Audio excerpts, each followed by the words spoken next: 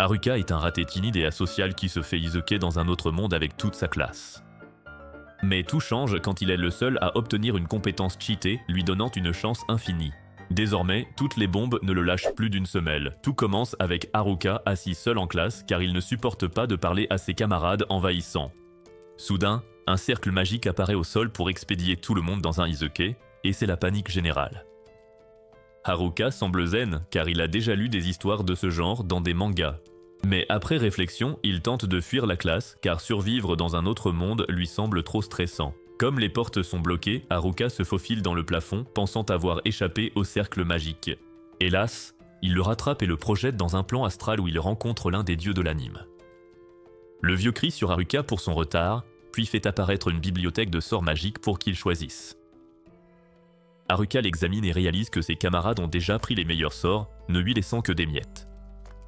Frustré, il s'emporte contre le dieu car ses compétences ne lui serviront à rien dans ce nouveau monde.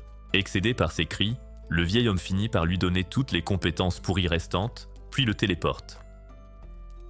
Là-bas, Haruka découvre un sac magique à la contenance infinie et à l'intérieur une tenue idéale pour s'intégrer. Il vérifie ensuite son statut et voit que seule sa chance est au maximum, alors que tout le reste est au niveau 1. Ensuite, il part chercher de la nourriture et se préparer un endroit où s'installer.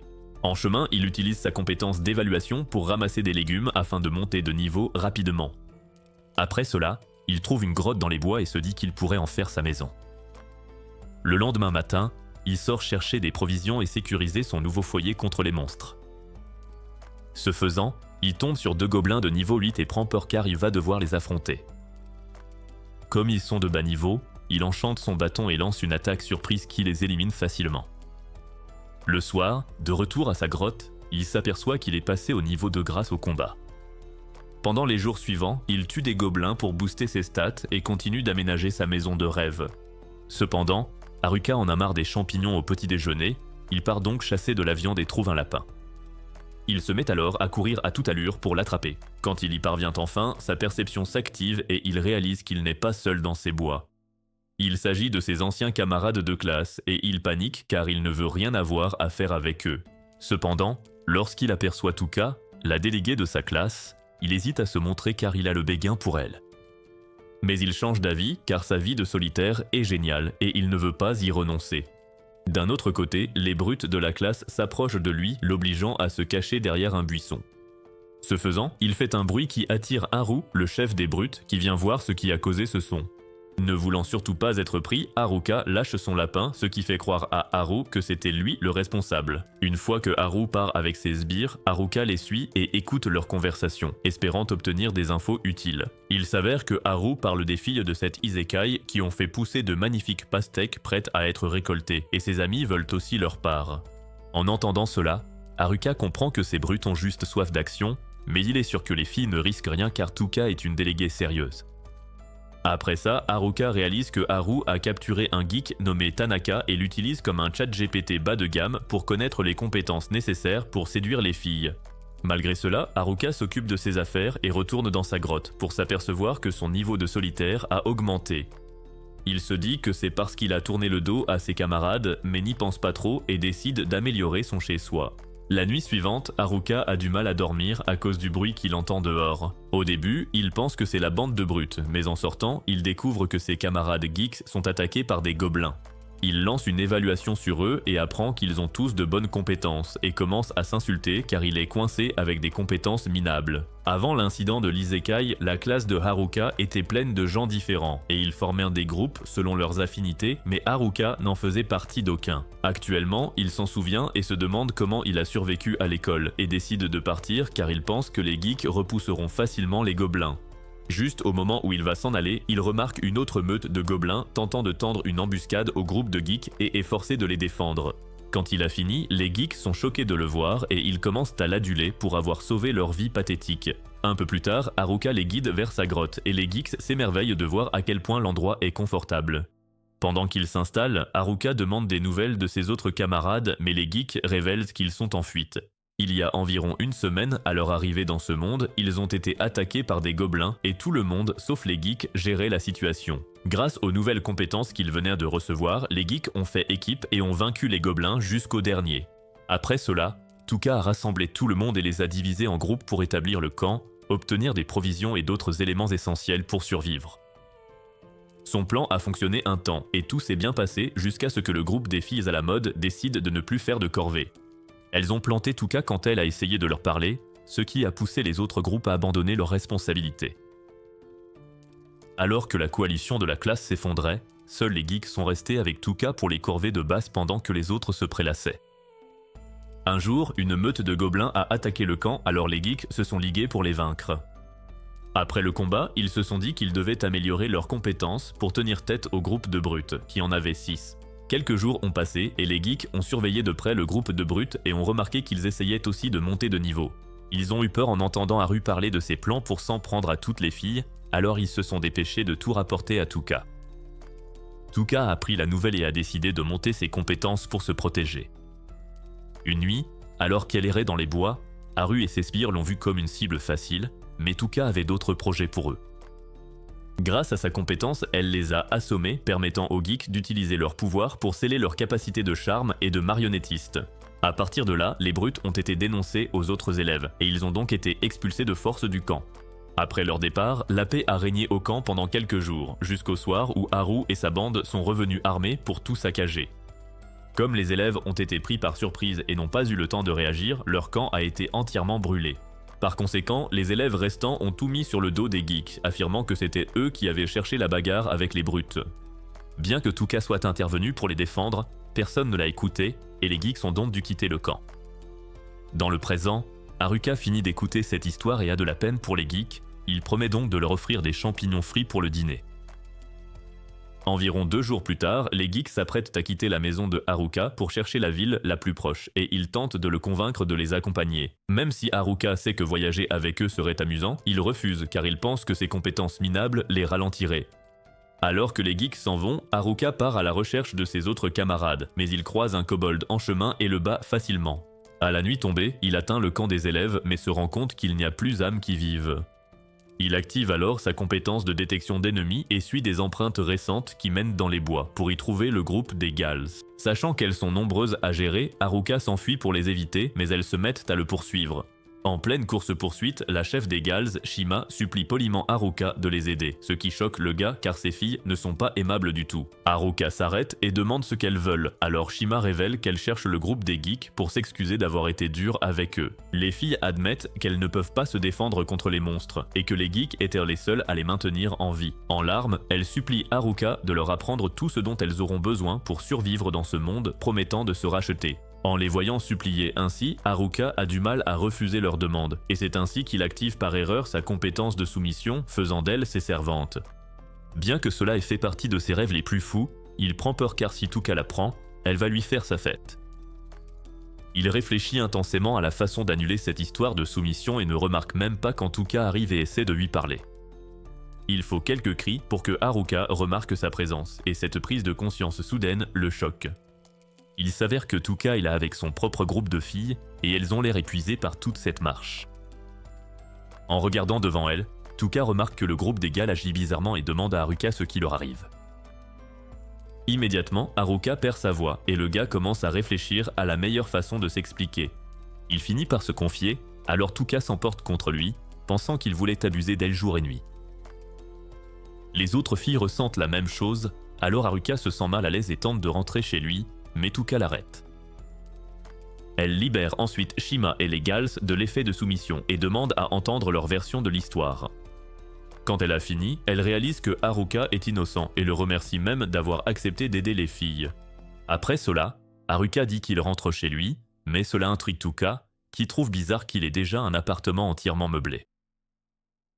Toutes les autres filles sont impatientes de voir l'endroit, et après que Haruka a révélé qu'il peut accueillir beaucoup de monde, Tuka ravale sa fierté et le supplie de les laisser passer la nuit chez lui. Cette demande fait réaliser à Haruka que la vie est courte et que c'est une occasion en or, alors il accepte. Après une longue marche, Haruka et les filles arrivent enfin à la maison. En regardant autour d'elles, les filles sont impressionnées par les pièces bien décorées, alors elles courent partout pour explorer. Ensuite, Haruka les dirige vers la salle de bain pour se rafraîchir, et elles se lâchent toutes en dévoilant leurs atouts, mais la vue incroyable grille le cerveau dégénéré de Haruka. La nuit, Haruka est frappé par une soudaine lucidité, alors il décide de dormir dans une tente car il ne supporte pas d'être entouré de toutes ses filles. À ce moment-là, Tuka arrive et le remercie personnellement pour son aide, mais elle s'en veut car elle pense ne pas bien diriger ses camarades. À cela, Haruka répond qu'elle a pris une bonne décision en faisant passer la nuit aux filles chez lui. Tuka se compare au groupe des intellos qui éliminent facilement les monstres. Alors Haruka explique que les intellos sont juste différents et qu'elle peut être spéciale à sa façon. Tuka se sent mieux après avoir entendu cela et remercie Haruka pour ses encouragements avant d'aller dormir. En l'absence de Tuka, Haruka commence à fantasmer sur les filles dans son lit et réalise que s'il entre dans sa chambre ce soir, il sera père de 25 enfants dans 9 mois, alors il reste là. Le lendemain matin, il se réveille et réalise que quelque chose allait forcément monter, comme les tarifs de Trump car une fille nommée Chika est dans sa tente. Chika rampe vers lui et lui dit de se lever car le petit déjeuner est prêt. Quand il demande ce qu'il y a au menu, elle répond des champignons et du poisson grillé et Haruka s'enflamme. Il s'avère qu'il est heureux car il n'a jamais pu manger de poisson depuis qu'il est dans ce monde. Pendant qu'il mange, Chika et Tuka se demandent pourquoi il n'a pas mangé de poisson depuis si longtemps alors qu'il vit devant une rivière. Haruka répond qu'il n'a pas pu attraper de poissons parce qu'ils sont rapides et visqueux. Il demande ensuite aux filles comment elles ont fait, alors une fille nommée Amam utilise sa magie de foudre pour électrocuter la rivière, tuant plein de poissons. Voyant cela, Haruka a une idée et demande à la fille d'utiliser à nouveau sa compétence. Comme elle ne le fait pas, il enferme son sort de foudre dans un cube et s'en sert pour attraper son premier poisson. Ce petit tour lui permet d'obtenir la compétence de foudre de niveau 1 et Tuka se demande comment il a fait. Haruka explique qu'il peut obtenir n'importe quelle magie élémentaire s'il l'enveloppe dans sa boîte d'emballage magique et Tuka trouve ça impressionnant. Plus tard, Haruka demande à Tuka si elle a décidé de la suite et elle répond qu'elle veut trouver la ville la plus proche. Elle ajoute aussi qu'elle aimerait monter de niveau avant d'y aller, alors Haruka décide de l'aider pour ça. Cet après-midi-là, il rassemble les filles pour un entraînement et demande d'abord à confirmer leur niveau. En moyenne, les filles sont au niveau 15 ou plus, ce qui effraie Haruka car il est à peine au niveau 8. Il suppose que les filles n'auront besoin de lui pour rien. Mais quand il remarque des kobolds cachés dans un buisson, il les débusque et dit aux filles de les vaincre pour un test. En voyant les bêtes, Chika et les autres filles commencent à s'étirer pour faire circuler le sang, et Haruka les encourage, pensant qu'elles vont bien se battre. Cependant, quelques secondes après le début du combat, les filles se font plier comme du papier toilette et se font moquer par les kobolds. Alors que les filles se remettent, Haruka demande ce qui s'est passé et elles se mettent à inventer des excuses pour justifier leurs bêtises. Plus tard, Chika retrouve Haruka et le remercie pour son aide, soulignant qu'il n'est pas comme les brutes qui voulaient en profiter d'elle. Elle lui promet ensuite un autre poisson cuit pour demain matin en guise de remerciement et Haruka a hâte d'y être. Le lendemain, Haruka reçoit son poisson comme prévu, mais pendant qu'il mange, il surprend les filles parler d'un match revanche contre les kobolds. Il s'inquiète car les filles vont encore se faire étamer, mais il est soulagé quand Tuka leur dit de s'entraîner d'abord. Après des heures d'entraînement intensif, les filles arrivent sur le champ de bataille, impatientes de se battre. Les kobolds arrivent et commencent à les provoquer, mais quand le combat commence, les filles s'allient et les réduisent en bouillie. Après le match, Tuka félicite ses filles pour leur bon travail, et Haruka suppose que sa mission auprès d'elles est terminée. Alors qu'il songe à reprendre sa vie de solitaire, Tuka apparaît devant lui, le remerciant d'avoir entraîné les filles et lui annonçant qu'il les accompagnera à la ville suivante. Haruka est sous le choc car il n'a jamais accepté de les suivre, mais elle ne lui laisse pas le choix. La nuit, un étudiant non identifié court dans les bois car quelqu'un le poursuit. Comme il pleut, il glisse et tombe, alors l'homme à capuche qui le poursuit le rattrape et l'étrangle à mort. Le lendemain, Haruka guide les filles hors des bois car les brutes de la classe sont à leur trousse.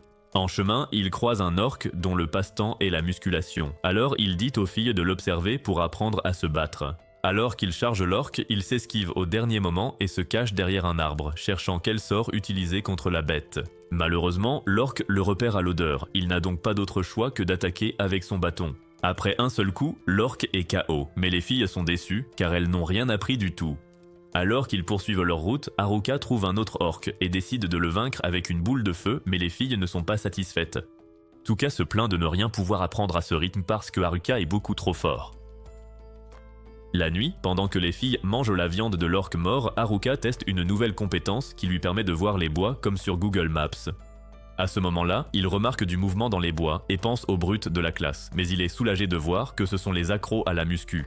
Il suppose qu'ils en ont après les filles pour leur lait et pour propager le virus Alabama 1.9, mais ils nient et disent à Haruka qu'ils sont là pour lui. Haruka pense alors qu'ils sont devenus des Gabriel, mais quand ils nient, il leur demande pourquoi ils se cachent des filles. L'un d'eux répond que c'est parce qu'ils ne peuvent faire confiance à personne. Après tout, quelqu'un possède une compétence pire que le charme, le détournement, et il est déjà sûr que les brutes de la classe ne l'ont pas. En entendant cela, Haruka essaie de leur faire croire qu'il possède ladite compétence, mais il ne bronche pas car cela les rassure qu'il ait un tel pouvoir. Après tout, il n'en fera rien de mal. Ils promettent ensuite de surveiller les brutes de la classe et supplient Haruka de s'excuser auprès des filles en leur nom. Alors qu'ils s'éloignent, Haruka ne remarque pas que Tuka a tout écouté depuis le début.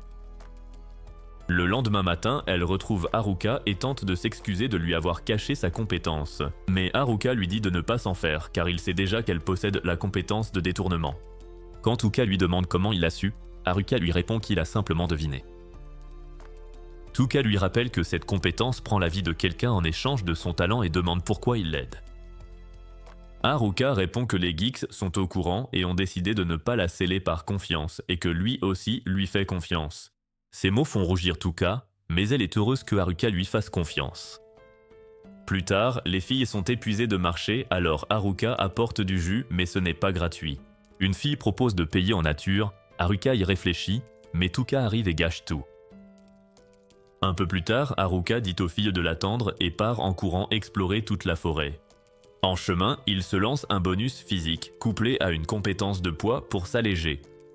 Grâce à ça, il saute d'arbre en arbre comme un singe survolté et réalise qu'il peut désormais voler. Cependant, en explorant la forêt, il remarque qu'il redescend et finit par tomber au sol. Le lendemain, les choses reprennent leur cours alors que Haruka guide les filles dans les bois. Après avoir croisé plusieurs orques, il finit par faire sortir les filles des bois et elles sont ravies. Au fond, Haruka se dit qu'il doit rester vigilant car ils sont à découvert et les collines bouchent sa vue. Il vérifie alors sa fenêtre de statut et remarque qu'il a acquis la marche aérienne, alors il la teste. Voyant Haruka marcher dans les airs, Tuka est stupéfaite, alors il lui explique qu'il fait du repérage. Regardant au loin, Haruka remarque un groupe d'aventuriers encerclés par des loups et en informe Tuka. Tuka insiste pour aider les aventuriers, mais Haruka est sceptique car il ignore s'ils sont fréquentables. N'étant pas sûr, il décide d'aller voir seul et commence à activer une série de compétences pour se déplacer.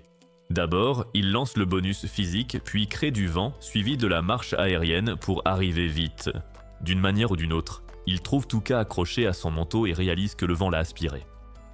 Elle hurle tout le long, alors Haruka perd le contrôle et s'écrase pile sur les aventuriers. Quand la fumée se dissipe, tous les monstres sont KO et les aventuriers se demandent ce qu'il s'est passé. Le chef, Hofter, se présente et remercie Haruka d'avoir sauvé son groupe, ce qui le stupéfie car il les comprend. Par curiosité, Haruka demande à Hofter pourquoi il a été attaqué, alors l'homme explique qu'il était en mission d'extermination pour se débarrasser des loups qui attaquaient des marchands. Après cela, Haruka donne des champignons médicinaux aux collègues d'Hofter pour les soigner, et ils adorent ça. Peu après, Tuka reprend connaissance après sa chute, et les autres filles la rejoignent. En voyant les aventurières, elles commencent à s'attrouper autour d'elles car ce sont des elfes. Ensuite, Hofter guide tout le monde vers la ville d'Omui et les filles ont hâte de commencer leur nouvelle vie. Pendant ce temps, les brutes de la classe ont fini de monter de niveau et sont prêts à traquer les filles. Alors qu'ils s'apprêtent à partir, Tanaka dit à Haru de donner la priorité au déblocage de leurs compétences de charme, alors Haru se dit qu'ils vont d'abord attaquer le groupe d'Intelos car ce sont eux qui ont scellé ses compétences. À leur insu, les accros de la muscu les observent dans les bois et ils sont terrifiés à l'idée que les brutes soient déjà en train de passer à l'action. À Omui, Tuka et les filles s'amusent à explorer la ville et elles s'arrêtent toutes à la guilde des aventuriers pour s'inscrire. Alors que Haruka entre dans la guilde, il remarque les regards noirs que lui lancent les aventuriers et manque de se pisser dessus.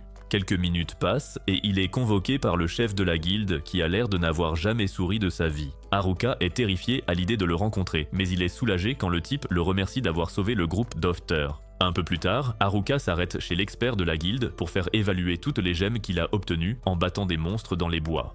Lorsqu'il les dépose, l'employé est choqué et se plaint qu'il y a trop de gemmes. Elle lui dit ensuite qu'il devra revenir chercher son argent demain et Haruka est d'accord avec ça.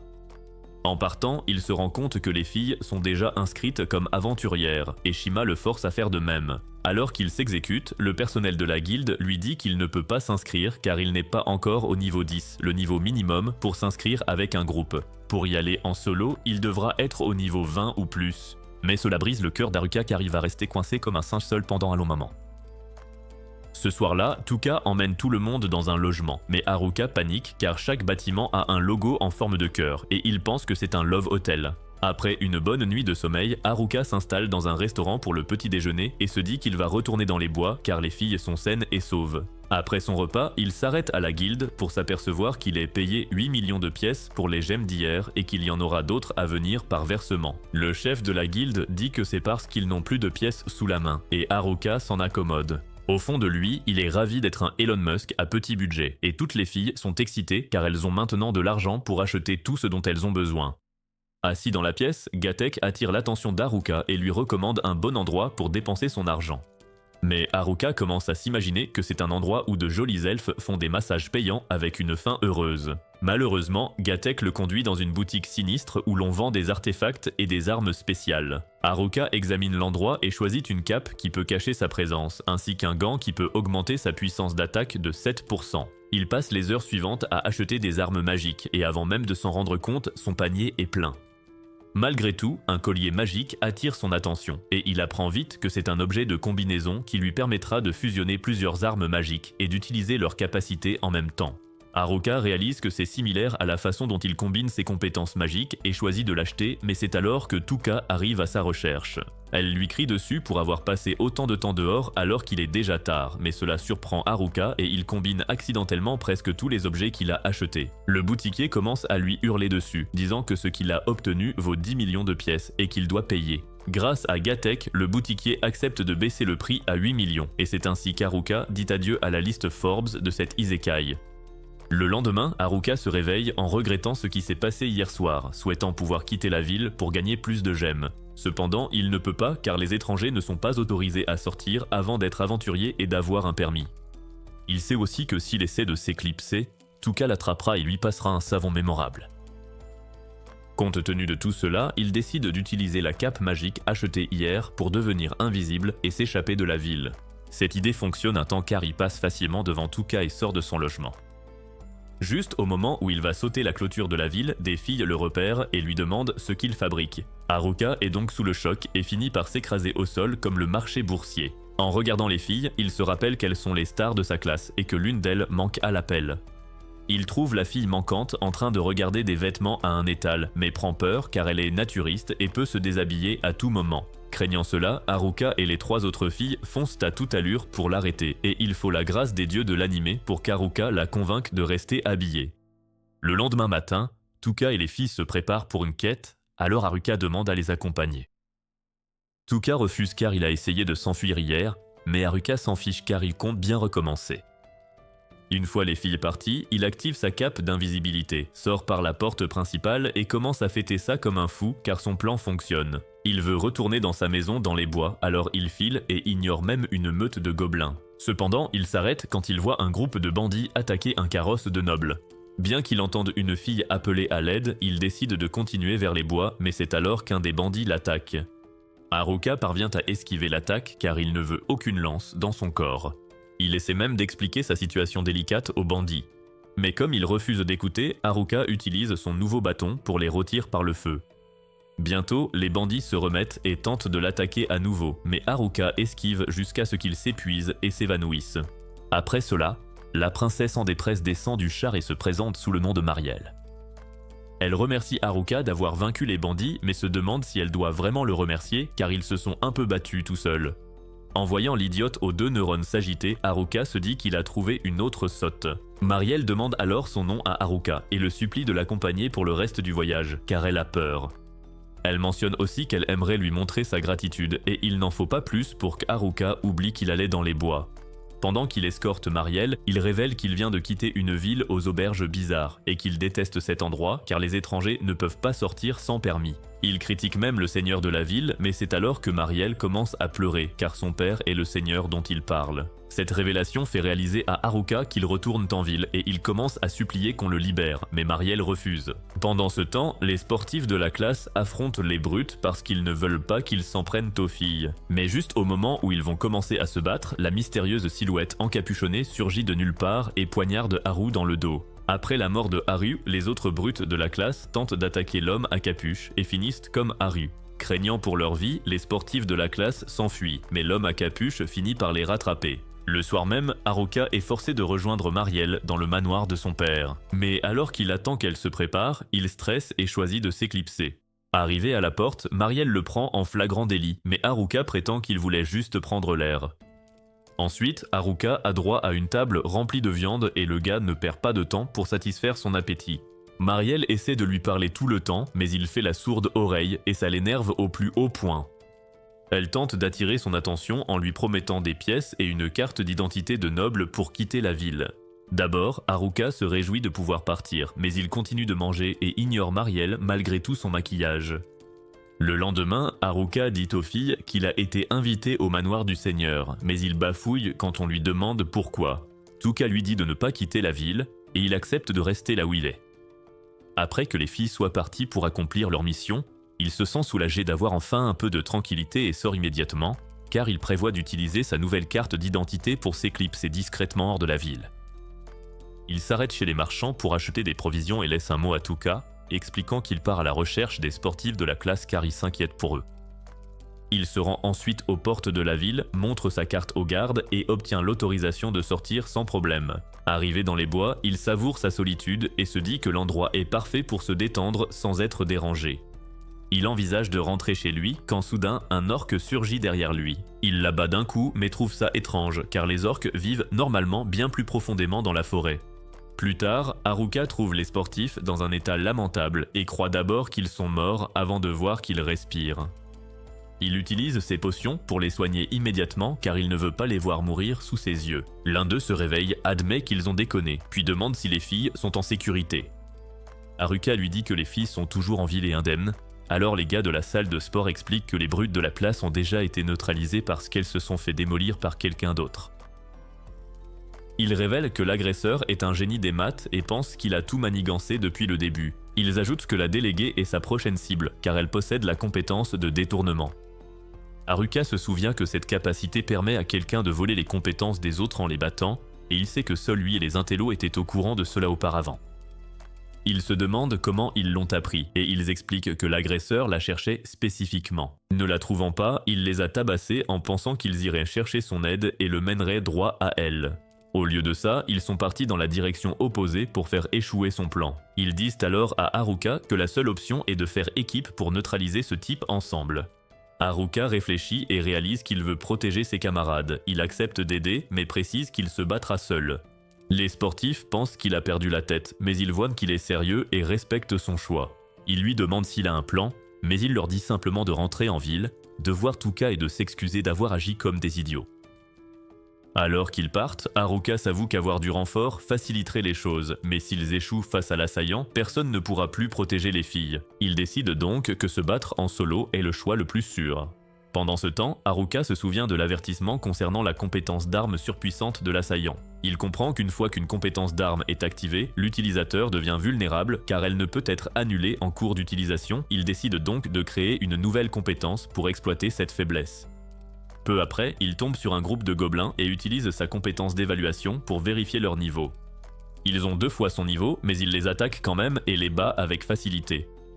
Malgré cela, il n'est pas satisfait car il a besoin d'ennemis plus forts s'il veut monter de niveau plus rapidement. C'est alors qu'un roi gobelin apparaît et il y voit l'opportunité parfaite. Alors que le monstre l'attaque, il utilise sa compétence d'enveloppement pour combiner ses capacités et lance une contre-attaque qui terrasse le roi gobelin en un seul coup. À ce moment-là, il réalise qu'il peut créer de nouvelles capacités en combinant ses compétences dites inutiles. Cependant, un nouveau monstre apparaît soudainement derrière lui et il voit qu'il s'agit d'un empereur gobelin de niveau 50. Il sait que l'écart entre eux est énorme puisqu'il n'est qu'au niveau 9, mais il croit avoir encore une chance en utilisant ses combinaisons de compétences. Il attaque le premier et le renverse, mais la créature se rétablit rapidement et commence à l'attaquer. Il remarque qu'il utilise aussi une compétence d'arme et finit par repérer une ouverture qui lui permet de lui infliger des dégâts. Cependant, le monstre guérit instantanément et le projette contre les arbres. Pendant un instant, il se sent fini, mais quand il se rappelle l'état dans lequel se trouvèrent les sportifs, il réalise qu'il est encore en meilleure forme qu'eux. Cette pensée le pousse à se relever et à continuer le combat. Après une longue lutte, il finit par vaincre l'empereur gobelin et atteint le niveau 11. En ville, les filles remarquent les sportifs et Tuka demande ce qui leur est arrivé. Ils lui disent qu'ils vont bien, alors elle demande immédiatement des nouvelles d'Haruka dont il révèle qu'il est dans les bois se battant tout seul. De retour dans les bois, Tanaka admet qu'il s'attendait à ce que les sportifs le mènent directement à Tuka, mais réalise maintenant qu'ils l'ont surpassé, ce qui le fait se sentir idiot. Il révèle ensuite qu'il contrôlait les brutes de la classe depuis le début. Haruka comprend que Tanaka a tout planifié depuis le début, et Tanaka le confirme en expliquant qu'il a utilisé les brutes de la classe pour diviser le groupe.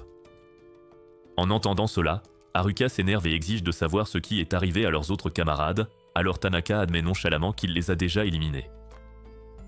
Il déclare ensuite que son prochain objectif est Tuka et méprise Haruka, le traitant de perdant qui ne possède que des compétences inutiles. Haruka répond qu'il ne laissera pas Tanaka faire du mal à leurs camarades, expliquant que même quelqu'un qui préfère être seul a toujours des gens à protéger. Tanaka lui dit simplement de se préparer à mourir. Tanaka active immédiatement ses capacités, faisant craquer et éclater le sol sous leurs pieds tout en se vantant que dans le plan astral, il s'était assuré que toutes les compétences restantes après son choix soient inutiles. Il se moque de Haruka, affirmant que ses pouvoirs sont pathétiques comparés aux siens, et lui lance des rochers tout en activant sa capacité d'ajustement pour entraver sa mobilité. Haruka tente d'esquiver, mais il réalise vite que son corps ne répond pas comme il le devrait, rendant même les mouvements les plus simples difficiles. Tanaka invoque ensuite des pointes de glace surgissant du sol. Pourtant, Haruka parvient à toutes les éviter, ce qui semble piquer la curiosité de Tanaka. Il demande depuis quand Haruka a des soupçons, et Haruka admet avoir remarqué le comportement de Tanaka dès qu'il l'a vu agir de façon inhabituellement proche des brutes. Haruka interroge Tanaka sur le moment où il a conçu son plan, et Tanaka explique que tout a commencé dans la salle blanche lorsqu'il a compris que quelqu'un avait déjà pris le détournement. Après cela, il invoque des racines qui s'enroulent autour de Haruka tout en lançant simultanément une énorme boule de feu. Persuadé que le combat est fini, Tanaka semble surpris quand Haruka commence à drainer sa magie grâce aux propriétés d'absorption des lianes. Haruka fonce pour finir le combat rapidement, mais Tanaka bloque son coup avec une lame et remarque que l'inutilité de la magie n'a aucune importance puisqu'il dispose d'innombrables armes. Tanaka lance immédiatement un assaut implacable, changeant sans cesse d'armes pour créer des schémas d'attaque imprévisibles difficiles à parer pour Haruka. Haruka bondit en arrière pour éviter un coup, mais il est quand même touché et s'écrase au sol, tandis que Tanaka le nargue, lui demandant s'il est prêt à se rendre. En observant le combat, Haruka réalise que Tanaka utilise l'imitateur pour dupliquer les capacités d'armes volées à leurs camarades, et il comprend que Tanaka compte l'utiliser sur la déléguée pour lui voler son détournement avant de l'éliminer. Tanaka admet que son but ultime est de devenir imbattable en collectant les capacités surpuissantes de tout le monde. Il se jette sur Haruka qui part de justesse et tente de contre-attaquer, mais Tanaka active apparition et disparaît, laissant Haruka momentanément figé. Croyant que Haruka a abandonné, Tanaka fonce sur lui mais Haruka révèle qu'il simulait, esquivant l'attaque avec précision. Haruka demande ensuite si Tanaka ne peut activer des compétences identiques que 3 fois, le prenant au dépourvu. Confirmant ses soupçons, Haruka explique avoir déduit la limite de l'imitateur en observant que Tanaka n'utilise jamais la même capacité plus de 2 fois de suite pour préserver ses pouvoirs volés. Tanaka ricane, affirmant que ce défaut est vain car Haruka n'égalera jamais sa maîtrise des armes. Pourtant, Haruka lui annonce qu'il a déjà égalé sa vitesse. Profitant de cette brèche, Haruka lance une rafale de coups, faisant reculer Tanaka et préparant le coup de grâce, mais Tanaka lance un sort en plein combat. Haruka comprend vite qu'il doit encore faire face aux capacités de triche que possède Tanaka. Tanaka, furieux d'avoir été touché, déclare qu'il n'a pas encore utilisé sa compétence ultime, affirmant que tout le reste est dérisoire à côté. Il bondit d'en haut, démolissant le sol sous leurs pieds, mais Haruka le nargue en lui demandant si c'est tout ce qu'il a. Avant qu'il ne réagisse, Tanaka réapparaît soudainement derrière lui et lance sa technique de mort instantanée, terrassant Haruka sur le champ. Tanaka se moque de lui, regrettant d'avoir gâché ses capacités sur un être si faible, mais ajoute que peu importe car une fois qu'il aura détournement, il dominera tout. Haruka regarde Tanaka partir, certain que le combat est fini, mais contre toute attente, il prend la parole, surprenant Tanaka. Tanaka se fige, choqué que Haruka ait survécu et exige de savoir pourquoi la mort instantanée a échoué. Haruka explique calmement que sa capacité de santé générale l'a protégé des effets néfastes, et comme la mort instantanée en est un, son efficacité a chuté. Il ajoute que son paramètre de chance est au maximum, rendant la technique presque impossible à réussir contre lui. Tanaka insiste, demandant pourquoi Haruka est tombé au début, et Haruka avoue qu'il ne voulait tout simplement pas l'embarrasser. Tanaka demande ensuite comment Haruka a pu rester mobile alors qu'il avait utilisé ajustement pour l'immobiliser. Haruka révèle qu'il a activé marionnettiste, une compétence qui lui permet de se mouvoir comme un pantin. Cela prouve que même ses capacités soi-disant inutiles ont de la valeur. Tanaka, de plus en plus frustré, déchaîne une série de techniques d'armes, mais Haruka les pare toutes en soulignant que Tanaka épuise ses compétences imprudemment. Tanaka est stupéfait, croyant ses calculs parfaits, mais Haruka rétorque que dans un monde fantastique, l'imprévisible existe et les maths ne garantissent rien. Tanaka réfléchit aux raisons qui l'ont poussé sur cette voie. Dans leur ancien monde, il trouvait la vie ordinaire ennuyeuse et rêvait d'aventure, alors quand le cercle magique est apparu en classe, c'était ce qu'il attendait. Il a conçu son plan de domination, y voyant son ticket pour le grand frisson, et s'est investi à fond, quitte à envoyer ses camarades au nirvana. Il s'attendait à la perfection après avoir éliminé tout le monde, pourtant il ne comprend pas pourquoi Haruka et ses compétences de pacotille lui résistent. Tanaka attaque à nouveau, mais Haruka le désarme et s'apprête à frapper avant d'être empalé, réalisant que Tanaka a manipulé la lame à distance. Tanaka poursuit l'assaut, affirmant que sa victoire est mathématiquement garantie. Cependant, Haruka riposte, expliquant que son cerveau d'Einstein ne sert à rien s'il ne s'est pas entraîné correctement pour progresser. Tanaka tente de le poignarder à nouveau, mais Haruka contre avec sa technique Gambit, portant un coup dévastateur qui assomme Tanaka. Haruka est épuisé par la perte de mana et tient à peine debout alors qu'il atteint ses limites. Alors qu'il va s'effondrer, les geeks arrivent, partis à sa recherche car ils n'étaient pas rentrés en ville. Ils l'aident à sortir du bois, notant que tous s'inquiétaient car ils ont su qu'il se battait seul. Les filles l'accueillent, disant qu'elles l'attendaient et s'excusent auprès des geeks de les avoir chassés du camp, les remerciant d'avoir sauvé Haruka. Il remarque que toute la classe s'est regroupée et pour la première fois, il sent qu'ils n'ont plus besoin de lui. Tentant de repartir à sa vie de solitaire, il est intercepté par Tuka, qui avoue s'être inquiétée à mort. Elle est soulagée qu'il ait survécu, mais prévient que les filles vont le sermonner pour avoir fui la ville, et ensemble, elles l'emmènent pour qu'il ne s'échappe plus. Le lendemain, Haruka croise les geeks et leur demande s'ils se dirigent vers le donjon. Ils lui disent chercher un objet rare pour qu'on arrête enfin de les traiter comme des moins que rien avant de partir. Haruka réalise qu'il a déjà retrouvé les geeks et s'est occupé de Tanaka. Il sent donc qu'il est temps de quitter la ville pour sa vie de solitaire, ce qu'il veut par-dessus tout. Cependant, Tuka surgit soudain derrière lui, disant qu'ils doivent discuter. Haruka demande si elle va encore le gronder, se rappelant que les filles l'ont déjà sermonné. Elle lui rappelle qu'elle n'a pas encore fait son discours et le réprimande pour avoir affronté Tanaka seul, insistant sur le fait qu'il ne doit plus faire de tels coups. Haruka s'excuse aussitôt, réalisant que Tanaka n'est rien comparé à sa colère. Il admet ensuite qu'il veut juste profiter de sa vie de solitaire sans la mettre en colère. Il pense à l'objet mentionné par les geeks, se disant que s'il le trouve, plus personne ne le grondera et décide de le chercher dans le donjon. Pendant ce temps, le seigneur Dumui est dans son bureau quand Mariel arrive et lui dit de faire une pause. Il explique qu'Umui est une ville frontalière et que la hausse des attaques de monstres a dévasté l'économie, il doit donc continuer à travailler pour que la ville prospère. Soudain, un garde fait irruption, signalant qu'une horde de monstres approche. Au même moment, Haruka se dirige vers le donjon mais croise un groupe d'orques et décide de s'en occuper. Le maître de la guilde ordonne à Tuka de chasser les monstres près de la route.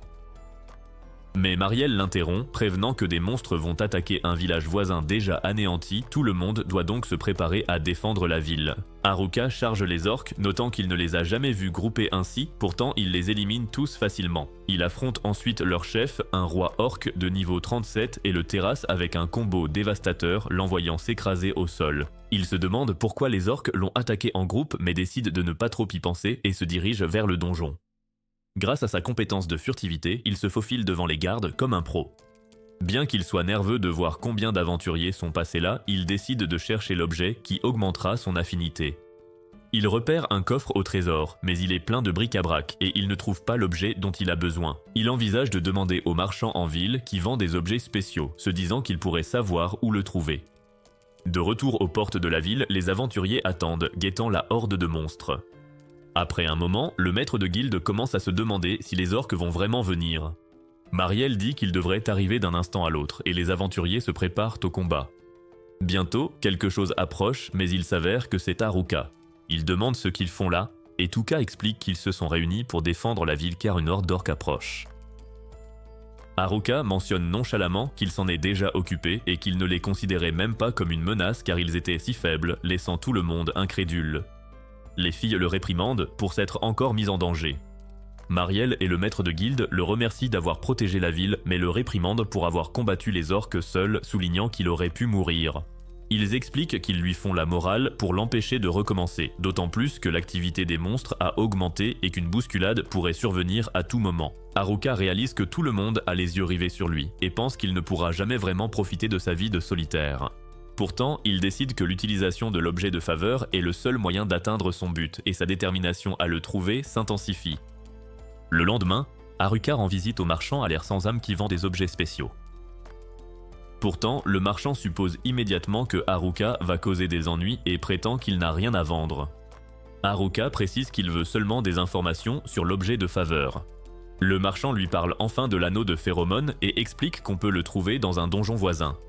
Haruka suppose que c'est l'objet rare mentionné par les geeks, alors il demande au marchand où on peut le trouver.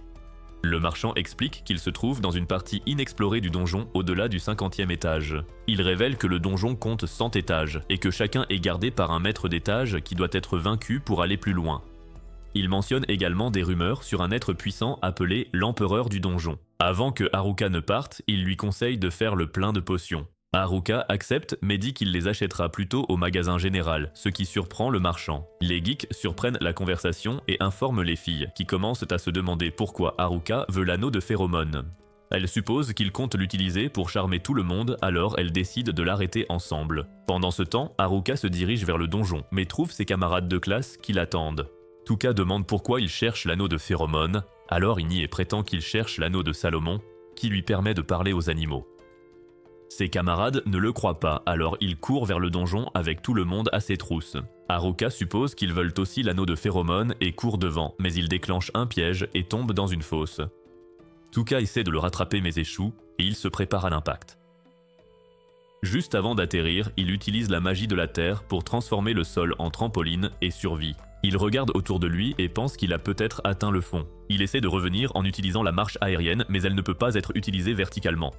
En vérifiant ses compétences, il réalise qu'il a acquis la conscience spatiale et la détection de pièges. En les utilisant, il trouve un couloir qui pourrait mener à la sortie, mais réalise bientôt qu'il a atteint le 101e étage et s'inquiète d'un boss caché. Alors qu'il avance dans le couloir, le lourd miasme rend la respiration difficile. Il atteint une porte et sent quelque chose de puissant derrière elle. Lorsqu'il l'ouvre, il tombe sur la silhouette squelettique connue sous le nom d'empereur du donjon. En utilisant l'évaluation, il apprend qu'il est au niveau 100. Ailleurs, ses camarades de classe le cherchent et atteignent le 47e étage sans succès. Il trouve un portail de téléportation et Tuka demande s'il ramène à l'entrée. Un intello explique qu'il n'apparaît qu'après avoir vidé un étage, ce qui les fait douter qu'Haruka l'ait utilisé. Il leur rappelle qu'il s'agit du plus ancien grand donjon où les rumeurs disent que l'empereur du donjon règne au niveau le plus bas. Les filles envisagent de faire demi-tour car elles ont du mal contre les monstres de niveau 40, mais l'une d'elles rappelle qu'Haruka les a déjà sauvés. Le groupe accepte de continuer les recherches. Au 101e étage, Haruka remarque que les stats de l'empereur du donjon sont cachés, mais sait qu'il est extrêmement fort. Comme les attaques à distance ne fonctionneront pas, il réduit la distance et attaque à grande vitesse. La silhouette squelettique bloque le coup avec aisance, prouvant qu'elle peut rivaliser avec lui. Pourtant, Haruka refuse de reculer, convaincu qu'il doit surpasser sa vitesse pour le vaincre. Pendant ce temps, le seigneur d'Omui regarde la ville depuis sa fenêtre, tandis que Mariel remarque des nuages sombres se former autour du donjon, ce qui lui fait penser que des monstres dangereux sont sur le point d'apparaître. Il lui dit d'alerter immédiatement la guilde des aventuriers et de s'assurer qu'ils sont prêts si les choses tournent mal. À l'intérieur du donjon, Haruka continue d'essayer de vaincre l'empereur du donjon en comptant sur sa vitesse, mais chaque attaque est bloquée.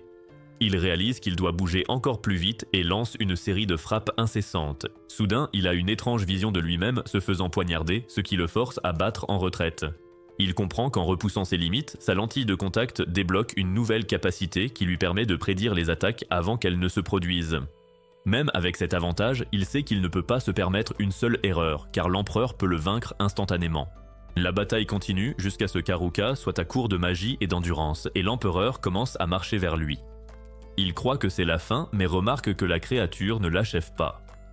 Il réalise que ce monstre semble différent, car il ne ressent aucune intention meurtrière. Il en conclut que la seule raison pour laquelle il est encore en vie est que l'empereur ne veut pas l'éliminer. Il fait une dernière tentative et se précipite par derrière, mais l'empereur dégaine son épée et la pointe sur son cou. À ce moment-là, Haruka réalise que le miasme le contrôle. Il remarque alors que son bâton absorbe le miasme, alors il continue d'attaquer tout en laissant le bâton l'aspirer jusqu'à ce que tout soit absorbé. Une fois que le miasme disparaît, l'empereur arrête de se battre. Haruka comprend qu'il s'est retenu plus tôt, parce qu'il voulait que quelqu'un mette fin à ses souffrances. L'empereur lâche son arme, mais le miasme revient soudainement et recommence à prendre le contrôle.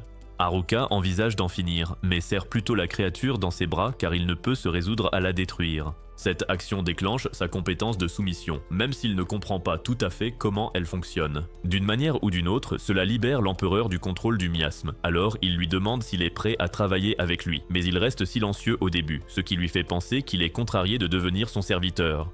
Peu après, il secoue la tête et Haruka réalise qu'il le comprend. En utilisant l'évaluation, il voit que son niveau a été réinitialisé à 1 et découvre que son nom est Angelica, ce qui le choque car il a sans le savoir transformé une autre femme en sa servante. Il n'y prête pas attention car elle n'est plus qu'un squelette. Ils sortent du donjon et atteignent enfin le 100e étage où Haruka remarque des escaliers menant peut-être à la surface. Cependant, le maître de l'étage apparaît, c'est une armure vivante de niveau 100.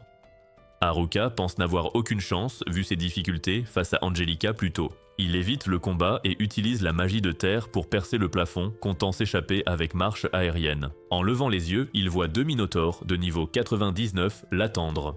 Alors que la panique monte, une explosion soudaine retentit. Il réalise vite qu'Angelica a vaincu les 3 ennemis à elle seule. Ensuite, elle fixe l'armure laissée par le maître de l'étage et Haruka comprend qu'elle veut la porter. Elle l'enfile, mais il remarque vite qu'elle est trop lourde pour son petit corps tout plat. L'armure se remodèle soudainement pour s'ajuster parfaitement à elle. En l'analysant, il voit qu'elle est maudite, ce qui l'agace. Cette réaction lui fait réaliser qu'elle a le même caractère strict que Tuka. Pendant ce temps, les autres descendent les escaliers du donjon, inquiets pour Haruka que personne ne trouve. Ils atteignent enfin le 50e étage et se retrouvent face à un monstre massif. Oda l'identifie comme étant un cyclope. À la guilde des aventuriers, Mariel signale que des choses étranges se passent dans le donjon. Mais le maître de guilde en doute, car le garde du donjon n'a rien signalé. Hofter souligne que le garde n'est pas fiable et qu'il devrait se préparer. Interrogé sur le groupe de Haruka, Hofter explique qu'ils ont disparu sans laisser de traces. Mariel espère se tromper. Au 98e étage, Haruka offre une cape à Angelica pour lui remonter le moral, mais il sent un monstre. Il l'analyse et identifie une liche, se rappelant que seule la magie sacrée est efficace. La liche lance une attaque magique, mais Haruka l'esquive. Il se souvient que son bâton détruit les créatures sombres. Il touche la liche avec et la vainc instantanément, réalisant sa puissance. Au 97e étage, il croise des papillons venimeux dont le poison le tuerait au moindre contact. Il crée une boule de feu pour les attirer, puis intensifie les flammes pour tous les brûler d'un coup. Lorsqu'il atteint le 95e étage, il ressent une forte présence. Une épée vivante fonce sur lui. L'analyse révèle qu'elle est de niveau 100. Elle attaque sans relâche, le forçant à esquiver. Sa contre-attaque échoue à cause de ses mouvements étranges. L'épée invoque alors de petites lames pour l'assaillir. Il demande donc à Angelica d'intervenir. Elle charge et la tranche nette en deux, prouvant qu'elle reste incroyablement forte malgré son niveau réduit. De retour au 50e étage, les autres luttent contre le cyclope alors que l'épuisement se fait sentir. Les filles perdent espoir, tandis que Kakizaki, le chef des sportifs, se demande ce qu'Haruka ferait. Tuka semble prête à abandonner, mais Kakizaki et Oda révèlent qu'ils ont un plan. Le cyclope attaque à nouveau. Kakizaki active sa compétence d'accélération et fonce, soutenu par la magie des filles. Malgré cela, le cyclope le frappe, lui faisant réaliser qu'il ne peut pas le vaincre seul. Il révèle ensuite qu'il ne servait que d'appât, permettant à Oda de tirer une flèche à pleine puissance dans l'œil du cyclope pour le vaincre sur le champ. Alors que tout le monde fête ça, Tuka réalise qu'il coopère grâce à l'influence de Haruka, ce qui renforce sa détermination à le retrouver. Pendant ce temps, Haruka et Angelica atteignent le 85e étage, mais le sol se met soudain à trembler alors qu'une horde massive de monstres fonce sur eux. De l'autre côté de la ville, un garde se repose en pensant au groupe de Haruka quand il voit soudain des rats s'enfuir du donjon, terrifié. Curieux, il regarde à l'intérieur et est choqué de voir des monstres apparaître juste à l'entrée. Il court immédiatement prévenir le maître de la guilde, qui comprend que le donjon le plus profond a commencé à libérer des monstres dans le monde extérieur.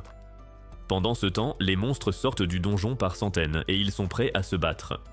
En ville, tout le monde panique avec le maître de la guilde en réalisant ce qui les attend. Il se demande si le groupe de Haruka est toujours en vie après être entré dans un endroit aussi dangereux. Le maître de la guilde sort alors un vieux document et explique que le donjon est en fait une structure vivante qui s'étend sans cesse vers le bas. Une fois sa limite atteinte, les monstres ne peuvent plus être contenus et commencent à déferler dehors. Il affirme que le seul moyen d'arrêter le désastre est de vaincre le boss du dernier étage, car cela ferait disparaître tous les monstres. Un tremblement de terre survient, confirmant que les monstres ont commencé leur avancée, et il ordonne à tous de défendre la ville au péril de leur vie. Pendant ce temps, Haruka croise un groupe de griffons et utilise rapidement un poison paralysant sur un poisson avant de le lancer en l'air. Les griffons le mangent, se retrouvent immobilisés et il les bête avec une facilité déconcertante. Cependant, au 54e étage du donjon, Tuka guide les filles pour retrouver Haruka le plus vite possible. Au même moment, les garçons sont confrontés à une meute de kobolds qui comptent bien s'en servir pour s'ouvrir l'appétit. En ville, les aventuriers parviennent à repousser la première vague de monstres. Pourtant, Gatek prévient que ce n'est que le début. Le maître de la guilde pense que le groupe de Haruka pourrait vaincre le boss du donjon. Il suggère donc d'envoyer quelqu'un les informer de la situation. Myriel est choisie, mais elle commence à paniquer car elle ne veut pas y aller seule. Voyant cela, le maître de la guilde comprend que la mission est trop dure pour une fille comme Myriel et ordonne à Hofter de l'escorter dans le donjon. Hofter est un peu sceptique car il avait hâte de se préparer pour la prochaine contre-attaque. Cependant, le maître de la guilde lui dit de ne pas s'en faire car lui, Gatek et les autres défendront la ville quoi qu'il arrive. Comme Gatek est aussi de la partie, Hofter fait un dernier salut et se prépare à partir pour le donjon avec Myriel. Au même moment, Haruka est au 81e étage du donjon, quand tout à coup il est attaqué par des monstres ressemblant à des poissons. Voyant cela, Angelica réagit promptement pour le défendre en tranchant les poissons. Après cela, Haruka observe les poissons nager et remarque que d'autres se déplacent sous la surface de l'eau. Il les identifie comme des espadons et réalise que leurs attaques tranchantes pourraient être fatales. Se rappelant comment se comportent les poissons gelés, il utilise la magie de glace pour les ralentir avant de les geler totalement avec sa compétence d'emballage. Alors qu'il avance, le maître de l'étage apparaît et invoque un raz de marée massif. Haruka réagit en créant un surf avec la magie de terre et surfe en évitant les attaques. Il finit par vaincre le monstre et poursuit sa route vers la surface. En chemin, il trouve un anneau de chance et un bracelet qui dissipent les malédictions. Après avoir battu un nécromancien au 75e étage, il obtient un orbe de vie et de mort. Bien qu'il pense à les garder, il réalise qu'Angelica en a plus besoin pour sa malédiction. Elle hésite, mais finit par les accepter après qu'il a insisté. Peu après, elle retire son casque et révèle qu'elle s'est transformée en humaine. Pendant ce temps, au 54e étage, les élèves croisent des loups-garous en cherchant Haruka. Ils parviennent à les vaincre, mais Tuka réalise que tout le monde est maintenant épuisé. À ce moment-là, ils entendent quelque chose approcher et se préparent au combat. Pourtant, il s'avère que ce sont Myriel et Hofter. On leur dit qu'Haruka a disparu, mais Tuka reste confiante qu'il s'en sortira, car il parvient toujours à survivre d'une manière ou d'une autre, quoi qu'il arrive. Pendant ce temps, Haruka arrive au 74e étage et se rend compte qu'il est rempli de lave, rendant toute la zone insupportable. Il avance prudemment en remarquant les pièges disséminés partout, mais la chaleur extrême commence à le vider de ses forces au point qu'il pense s'effondrer avant même de pouvoir s'en occuper. Angelica désigne un coin du doigt et il comprend que c'est un endroit plus sûr pour se reposer. Il prend un moment pour récupérer et remarque du vent soufflant par une ouverture proche. Décidant d'y rester, il utilise la magie du vent pour créer une brise légère qui le rafraîchit. Au même moment, Tuka entend soudain sa voix et réalise qu'elle vient de derrière un mur. Elle l'appelle et il comprend qu'ils sont près du trou par lequel il est tombé autrefois. Elle lui demande s'il peut remonter, mais il lui explique que ce n'est pas possible. Quand il demande l'étage, elle dit le 54e et il promet de l'y rejoindre. Myriel révèle alors la ruée de monstres, expliquant que les aventuriers peinent déjà à les contenir. Hofter ajoute qu'ils ont croisé la deuxième vague en se dirigeant vers le donjon. Elle explique que le seul moyen d'arrêter la troisième vague est de vaincre le boss du donjon. Haruka pense qu'elle parle d'Angelica et dit l'avoir déjà battue, ce qui intrigue Oda sur la deuxième vague. Hofter lui demande directement s'il a éliminé le boss, car c'est le seul moyen d'arrêter le désastre. Haruka comprend ce qu'il doit faire, mais il ne peut pas se résoudre à vaincre Angelica après avoir appris qu'elle avait été enfermée dans le donjon pendant des années.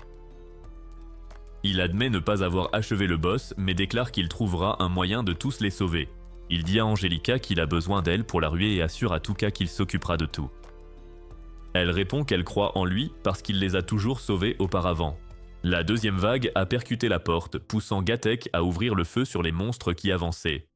Malgré ses efforts, le nombre écrasant d'ennemis a commencé à le faire reculer. Il a admis que tous étaient à bout, mais le maître de guilde les a exhortés à ne pas abandonner. Il les a encouragés à garder espoir et à faire confiance au groupe de Haruka, car ils étaient le dernier espoir de la ville. Dans le donjon, Haruka a informé les autres qu'ils progressaient vers le haut, tandis que Marielle le suppliait de se dépêcher, sachant qu'il était leur seul espoir. Au 73e étage, Haruka a croisé des monstres de type lézard et a vite identifié leur vulnérabilité au froid. Grâce à sa magie, il les a gelés sur place, permettant à Angelica d'éliminer ses ennemis immobilisés. En atteignant le 70e étage, ils ont été attaqués par un chien à 2 têtes très rapide. Voyant qu'il se fiait à l'odorat, Haruka a jeté du vinaigre pour perturber son flair, créant une ouverture pour Angelica. Ensuite, ils ont examiné leur butin et Haruka a fusionné les matériaux utiles, bien que frustré de ne pas avoir l'anneau de phéromone. Angelica lui a suggéré de se reposer, mais Haruka, conscient de l'urgence, a refusé de ralentir. Au 69e étage, ils ont affronté un hibou capable d'hypnotiser ses adversaires. Confiant dans sa compétence de santé, Haruka a été surpris quand l'épuisement a empêché son activation, le faisant s'effondrer. À son réveil, il a vu qu'Angelica le portait et s'est excusé de l'avoir inquiété. Pendant ce temps, ailleurs dans le donjon, les autres luttaient contre un sphinx de niveau 100. Kakazaki et Oda ont lancé plusieurs attaques, mais aucune n'a été efficace. Hofter a expliqué que la créature était immortelle, car son rôle était de poser des énigmes plutôt que de combattre. Réalisant qu'il ne pouvait pas gagner, le groupe s'est retrouvé de plus en plus dépassé par les assauts du sphinx. Haruka atteint le 59e étage et remercie Angelica, mais il manque de tomber d'une falaise quand le sol se dérobe. Il sent soudain une présence familière alors que les autres perdent espoir face au sphinx, incapables de le vaincre. Alors qu'il allait tuer Tuka, Haruka arrive à temps et utilise ses gantelets pour annuler son immunité physique. Il souligne que la créature n'est rien face à Angelica, une bosse de donjon, qui lui tranche alors proprement la tête. Tuka est ravie de le revoir et dit que tout le monde l'attendait, mais elle l'interroge vite sur Angelica. Haruka allait la présenter quand le sol s'est effondré, ce qui a fait paniquer Tuka.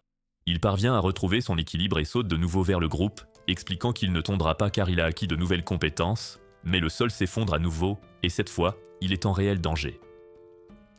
Tuka le rattrape avant sa chute et refuse de lâcher prise, et avec l'aide des autres, ils le mettent à l'abri. Le groupe la félicite, mais Oda rappelle qu'il est trop tôt pour se relâcher car la 3e vague approche déjà. Marielle craint que la ville ne soit détruite s'ils ne font rien, alors Tuka demande à Haruka ce qu'il compte faire. Il explique qu'Angelica est la clé pour arrêter la ruée, et ils utilisent la porte de téléportation pour retourner à la surface et rencontrer le maître de la guilde, mais Marielle les avertit que la 3e vague est déjà en train d'arriver. Ils aperçoivent bientôt une armée massive de monstres, et le maître de la guilde se rend compte qu'ils sont largement en infériorité numérique et qu'ils n'ont aucune réelle chance de gagner. Le sol commence à trembler, ce qui fait paniquer les civils, mais le seigneur d'Omui les rassure en leur disant que les aventuriers vont gérer la menace. Le désespoir gagne la foule qui croit sa fin proche, mais Angelica s'avance et plante son épée dans le sol, libérant une vague de puissance vers les monstres. Haruka explique qu'en tant que boss du donjon, elle a le pouvoir de les éliminer et un flash lumineux suit alors que toute l'armée disparaît.